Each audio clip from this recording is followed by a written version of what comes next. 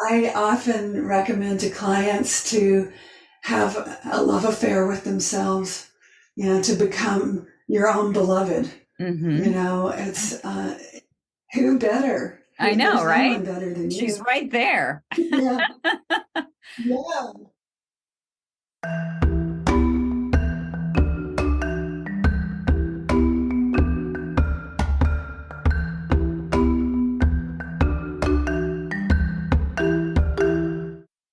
Hello, and welcome to Self Talk. I'm your host, Rachel Astarte. And today, my guest is Satya Lila. She's the founder of the Sexual Communion Program.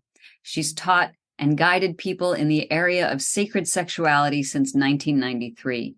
She has around 15,000 hours of client sessions and led hundreds of workshops all over the US and in Japan. She specializes in helping women and couples to enhance their intimate connection, to allow the erotic divine energies to move through them, to feel the ecstatic bliss of a sacred sexual connection, and enjoy epic, earth-shattering lovemaking. Welcome, Satya. Thank So, you. Thank you for yeah. having me here. So I would love to start out just by asking you how you got into the focus of sexuality and vital sexuality. Well, the vitality part came when I was at midlife. I went through menopause, and I had always been very sexual before menopause. And then when menopause started happening, I just had no libido, no interest in sex. I ended a relationship, and I started being celibate. And I was celibate for 3 years, which I didn't intend to be celibate for that long, but I was just happy with what I was doing. I was having a big spiritual opening, and it was like a recalibration time for me. Mm. And I got really into astrology. I and I noticed that one time there was this moment where I kind of woke up to what was the effects of being celibate and not running my energy. Mm. And potent astrological day for me, and I decided to do ceremony in my temple, which is this room. Yes. And I came up here, and I was sure that I was going to be enlightened. This was going to be the day that lightning struck, and and so I got up here, and I sat here for a while, and nothing was happening. And then I sat some more, and nothing was happening, and nothing, and nothing, and nothing. And I finally heard the voice of one of my teachers in my mind saying, "The crown only opens as much as the root is open." And I realized, oh my God, he used to talk about sexual energy being so vital to the spiritual energy, which is my main focus. But the sexual energy, it's like the energy that fuels that transformation. So I decided I wanted to get my mojo back. Yeah. And I worked with a sexual healer, and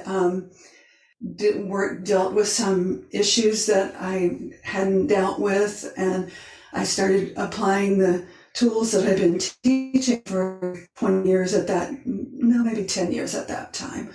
And I did get it back. And I actually, now I'm 69, and I'm with a gorgeous partner who I love, and we're having great, beautiful cosmic sex. That's just exactly what I was looking for when I was trying to do it without the sexual energy. It gets me and got me into just wanting to let people know how important this vitality is, the sexual vitality, how important it is. Yeah. Yeah. And you mentioned that something that all of women experience, which is menopause. And so that can have a big effect on your sexuality. I'm postmenopausal myself, and some people experience that lack of sexual vitality and desire, and some don't. Or there's a huge range, right? So, and that can be one of the hardest parts, is especially if you were highly sexual prior to menopause, to watch that fade or feel that fade can be really disconcerting. Mm-hmm. Yeah. So what actually is happening at menopause that might affect our sexual vitality?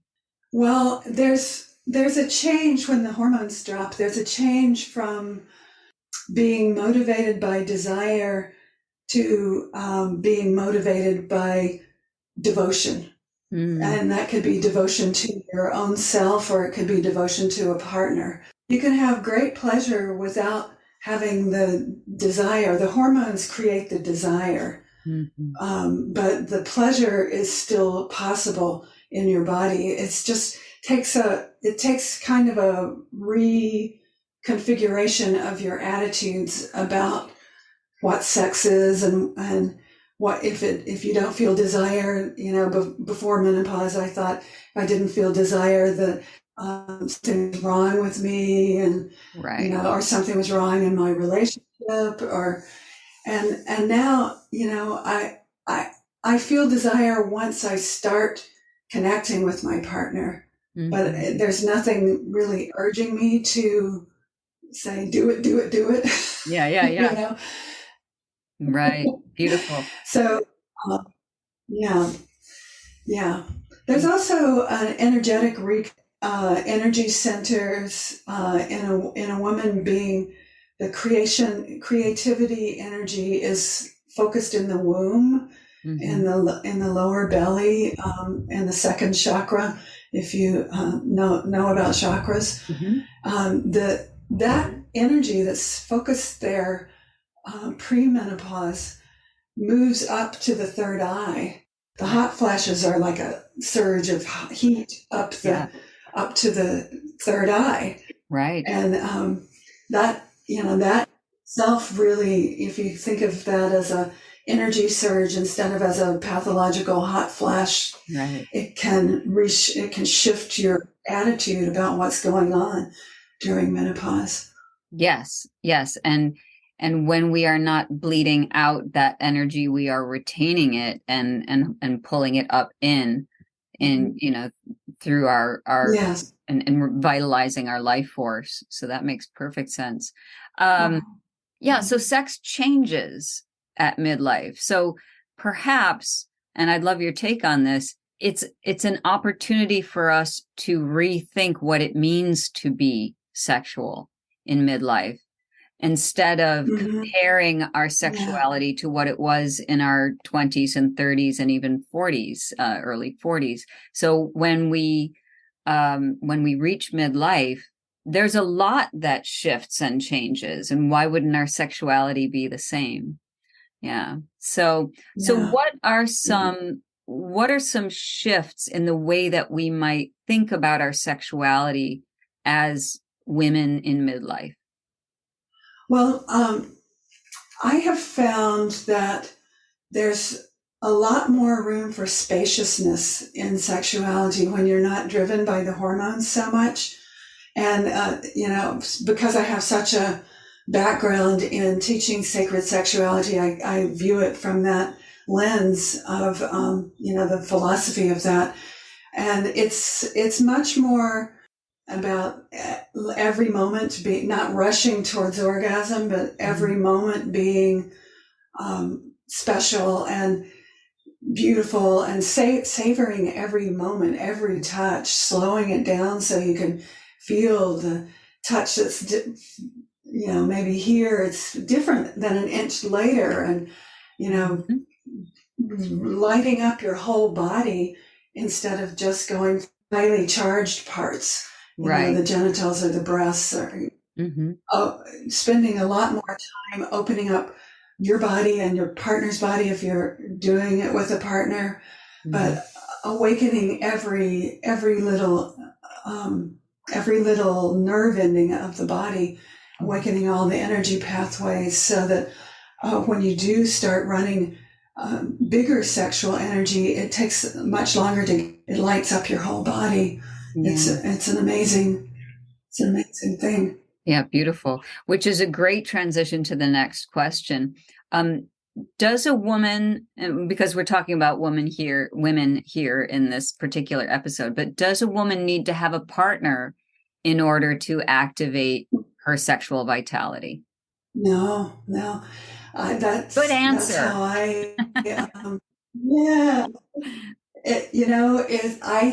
I often recommend to clients to have a love affair with themselves, to become your own beloved. It's who better? I know, There's right? No one better than you. She's right there. Yeah.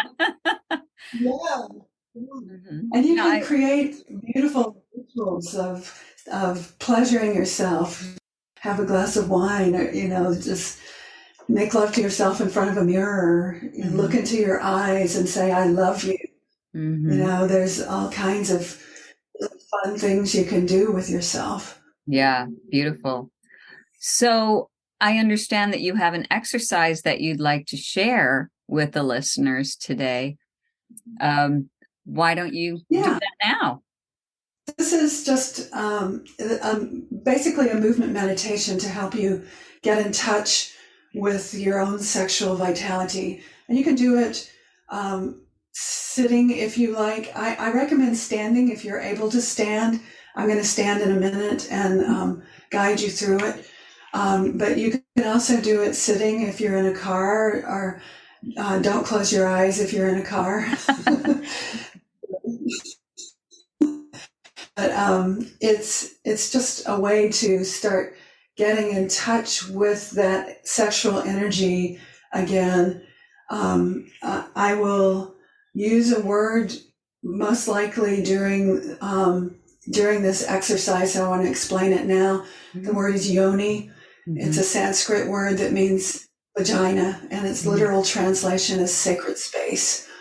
So I just thought I'd share that. So thank you. Don't know what that word means. Yeah. So I'm going to stand up and invite you to stand up as well. And move back so you can see me. And I invite you to stand with your knees slightly bent. It's okay if your head's cut off. You're fine. Yeah. Stand with your knees slightly bent. So if your knees are locked, it keeps your pelvis from moving. And put your hands on your hips, or kind of right there at the crease of your thighs. And take a breath. Take a breath all the way to your pelvis.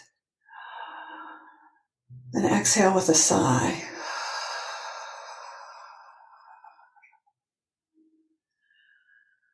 Do that again.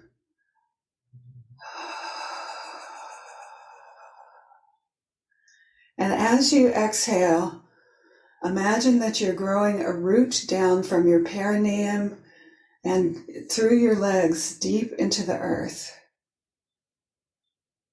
And as you inhale, breathing the earth's energy up your feet, up your legs, into your pelvis, connecting with the earth.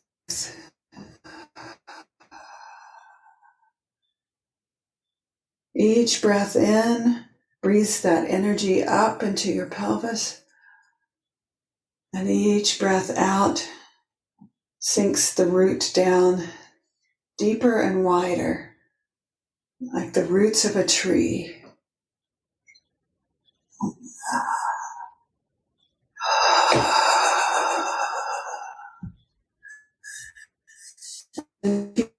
You can keep your hands there if it feels good to you. If you want to drop them, it's totally fine.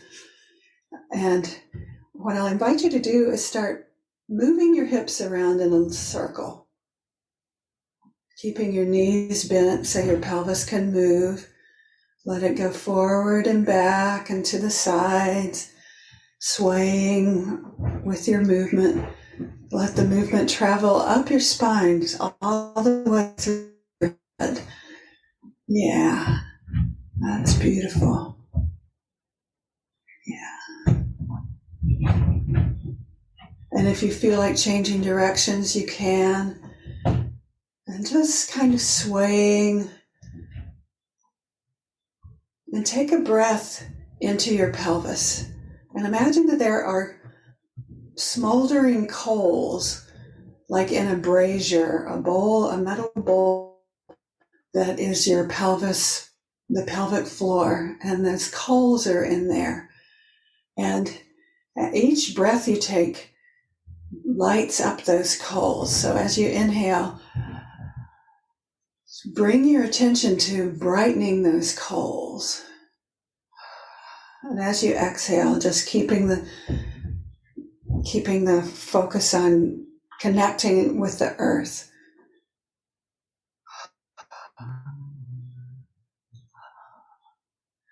And you might try moving a little faster and breathing a little faster. If you start breathing a little faster, make sure you focus up more on the exhale than the inhale so you don't hyperventilate. So you might try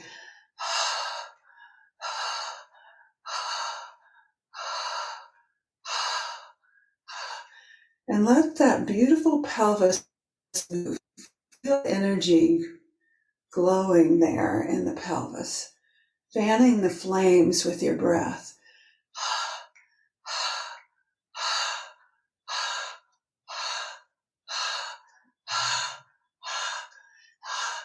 And a little bit more.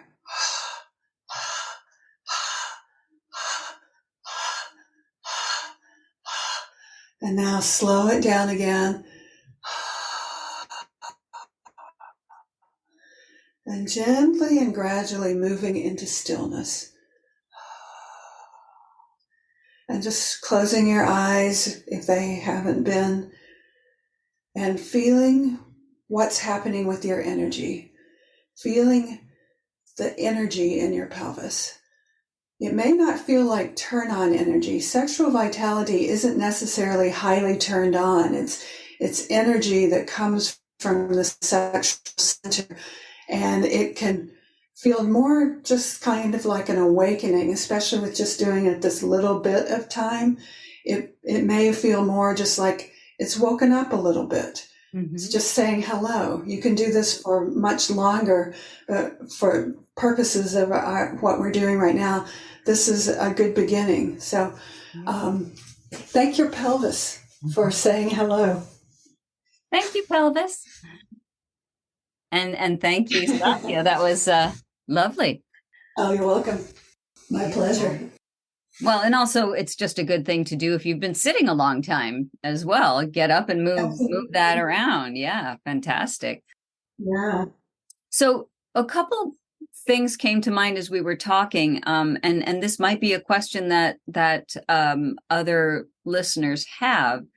How is sacred sexuality different from regular sexuality? What makes it separate or different? Well, sexuality can be revered for a path to the divine. It is a very powerful path to awakening to enlightenment. One of my teachers, the same one that spoke to me during that ceremony I talked about earlier, he said orgasm is a glimpse of enlightenment. And it's the most accessible glimpse of enlightenment for most humans. You know, even people that don't meditate 5 hours a day and, do all the really involved spiritual paths, get that moment of enlightenment. It's not a coincidence that people say, oh God, oh God, oh God. Right? Absolutely. I love it. Yeah. So it's a pathway. It's a connected, a connection to the divine in its own way. And anyone who's had a really good sexual experience, that's exactly what it feels like. It's transcendent, right? When we experience that. Absolutely. Yeah. Beautiful. Yes. Well, I want to thank you for being here today, and thank you so much for that exercise. How can listeners find you? Well, I do have a website. It's called satyalila.info. Say TYALILA.info.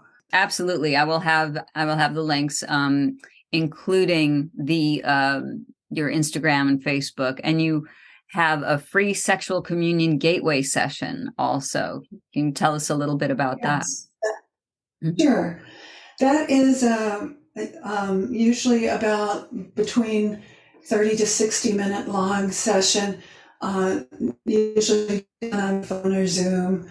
And in that session, I will help you get clear about what challenges you may be having with your sexuality and help you find out what you want instead and create a vision. And then I'll give you some recommendations for how to get started with making that vision reality. And we'll see if it's appropriate for us to do together. Even if it's not, it'll be a good start for, I give you some really good solid recommendations of things you can do to get started right away. Thank you so much. And I will have these links in the show notes for people to take advantage of that. Satya, thank you so much for being here on Self Talk today. Oh, my pleasure. Thank you for having me, and thank you for getting up and moving your hips. It was a good thing to do.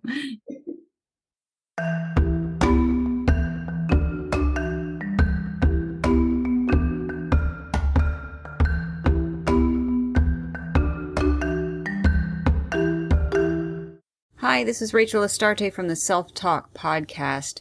I'd love for you to send me your emails with questions or stories about yourself. What are you looking for? What are your questions? What are you grappling with in your own personal life that has to do with your identity, with yourself, with your very existence? These are the things that we're going to talk about during the podcast. And go ahead. It's all right.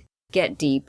I can handle it. So send them to Rachel@selftalkpodcast.com. And I'll see you on the next episode.